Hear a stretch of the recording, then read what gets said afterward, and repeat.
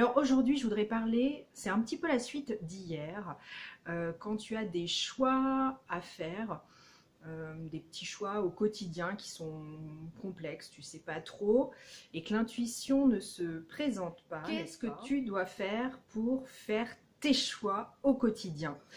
Eh bien, il y a une astuce que j'ai apprise il y a quelques temps, et ça paraît bête, c'est clair, eh bien, c'est de nettoyer et de ranger ta maison. Mais attention, pas de façon habituelle, entre guillemets. Moi, j'étais quelqu'un de très, très bordélique. Il m'a fallu beaucoup de temps, ça se voit derrière, d'ailleurs. On ne juge pas, les amis, jamais. Je suis quelqu'un de très bordélique à la base, et je me soigne. C'est pas encore gagné, mais je me soigne. Ce qu'il faut faire, c'est débarrasser un maximum sa maison. Alors moi, je me suis intéressée au zen, qui est assez simple, et au feng shui. C'est vraiment pour eux une manière de vivre, voire limite une religion, quoi, le feng shui.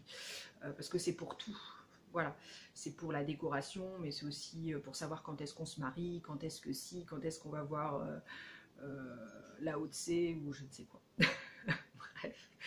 Et moi, je vais vous faire rire parce que j'ai commencé le feng shui l'été 2017. Et le conjoint avec qui j'ai été depuis 9 ans est parti le 1er septembre 2017. Donc vous voyez, ça fait le ménage très très vite. C'est une boutade. Non, tout ça pour vous dire que ça fonctionne. Et le feng shui, les grosses lignes, en gros, c'est déjà... il faut rien qui gêne les passages, en fait. Par exemple, ça c'est les grosses lignes. C'est-à-dire, voilà, dans vos couloirs, il ne faut pas qu'il voilà, y ait des obstacles. Quand vous rentrez, que ce soit bien dégagé, etc. Voilà, ça c'est les grosses lignes, vraiment dégagées, vraiment un maximum. Après, je préfère le zen parce que c'est beaucoup plus simple. Le zen, eh ben, tu te débarrasses de tout. Voilà, j'ai encore du boulot derrière, comme je vous ai dit. Mais, donc voilà, c'est pas faire le ménage et ranger comme on fait de façon habituelle. C'est vraiment se débarrasser de tout ce qui ne nous sert pas, de tout ce qui est cassé. Alors ça, c'est pour le feng shui, tout ce qui est cassé.